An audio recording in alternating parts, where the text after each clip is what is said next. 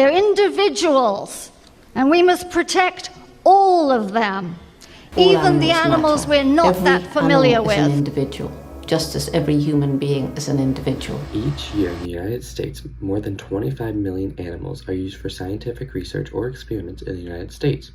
More than 90% of them are mice.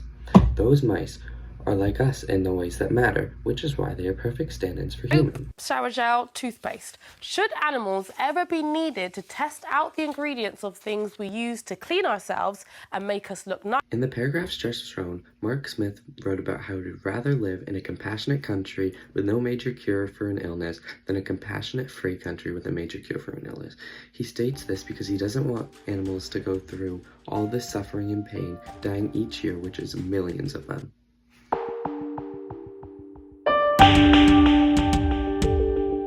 Despite the official commitment to reduce the number of animal tests, they are still on the rise.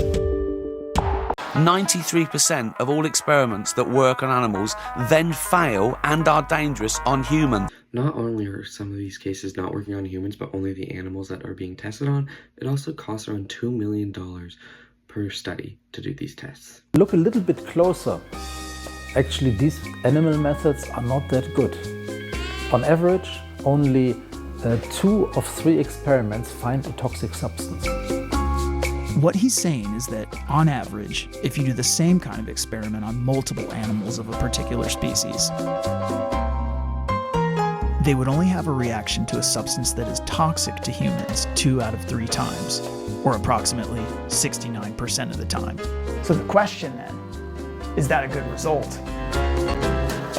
We would not accept an alternative method which can only reproduce in 80% of the cases the animal experiment. We want 85, 90%. Or sometimes even 90% is not enough for regulators. Animal test is not very good at predicting itself.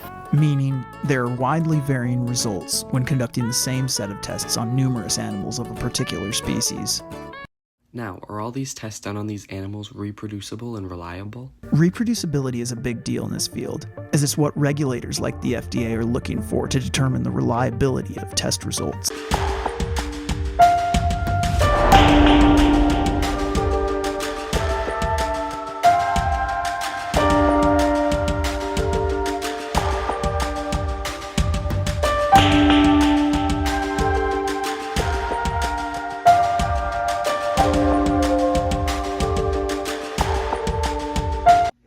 As someone who works at JM Pet Resort, which is a boarding and daycare for cats and dogs, I work with animals quite often.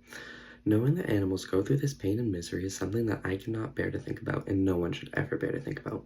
As I interviewed Jessica Collins, who also works at JM Pet Resort, she pretty much said the same thing. She can't even think what animals go through and how they feel during this process. Along with other people online saying the same stuff. Not all animal research takes place in a lab, or is focused on finding cures for human illness. So as bad as 70 billion animals a year that we're raising and slaughtering are, the demand is actually skyrocketing, and by 2050 we're trying to figure out right now how to produce twice the number of animals.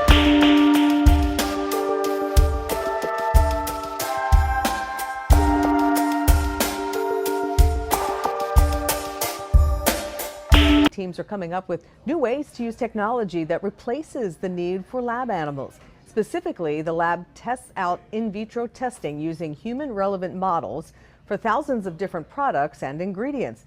The need extends across industries, from cosmetics to cleaning products and pharmaceuticals. It's not just the animals who benefit from this type of innovation. Non-animal testing also benefits humans. According to the CDC, more than 90% of human drugs fail in clinical trials despite successful animal trials. That's because of differences between animal body systems and humans. Displayed many times that animal testing is not always accurate for the humans, which is due to the different systems throughout the body. Another way to decrease the method of animal testing is to use computer comparison, which employs mathematic algorithms to represent real-life outcomes. This would become a lot more time efficient and cheaper. Amy Klippinger, a molecular and cellular biologist who currently works for PETA, tells the Newsweek, computer models have saved millions of animals from suffering in toxicity animal experiments. Overall, the use of technology should definitely increase more than the use of animal testing due to the ability of technology being more accurate since animal testing does not always work.